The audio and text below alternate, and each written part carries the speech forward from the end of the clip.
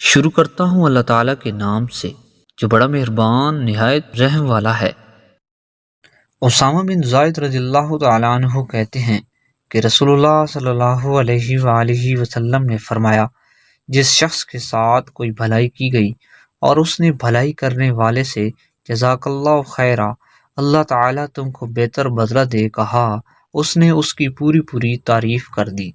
تشریح یعنی کسی پر احسان کیا گیا ہو، اس نے اپنے محسن کے لیے جزاک اللہ خیرا کہا تو اس احسان کا اس نے پورا پورا شکریہ ادا کر دیا۔ ابو ہریرہ رضی اللہ تعالی عنہ کہتے ہیں کہ رسول اللہ صلی اللہ علیہ وآلہ وسلم نے 3 مرتبہ فرمایا،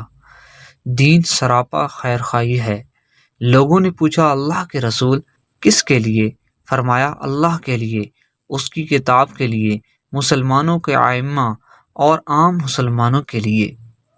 تشریح اخلاص کے ساتھ اللہ کی عبادت کرنا اور اس کی ذات پر صحیح طور پر ایمان رکھنا، یہ اللہ کے ساتھ خیر خواہی ہے جس کا فائدہ انسان کو خود اپنی ذات کو پہنچتا ہے، ورنہ اللہ عز و جل کی خیر خواہی کون کر سکتا ہے۔ اس کا دوسرا معنی یہ بھی ہے کہ نصیحت اور خیر خواہی کا حق اللہ کے لیے ہے جو وہ اپنی مخلوق سے کرتا ہے، اور اس کی کتاب قرآن کے ساتھ خیر خواہی اس کے احکام پر عمل کرنا ہے، اس میں غور و فکر اور تدبر کرنا، اس کی تعلیمات کو پھیلانا، اس میں تحریف سے بچنا، اس کی تصدیق کرنے کے ساتھ اس کی تلاوت کا التزام کرنا ہے، رسول اللہ صلی اللہ علیہ وآلہ وسلم کی سنتوں کا پابند ہونا، اس کی رسالت کی تصدیق کرنا اور اس کی فرمانبرداری کرنا، یہ رسول کی خیر خواہی ہے۔ عام مسلمانوں کی خیر خواہی یہ ہے کہ دنیا و آخرت سے متعلق جو بھی خیر اور بھلائی کے کام ہیں ان سے انہیں آگاہ کیا جائے، اور شر و فساد کے کاموں میں ان کی صحیح رہنمائی کی جائے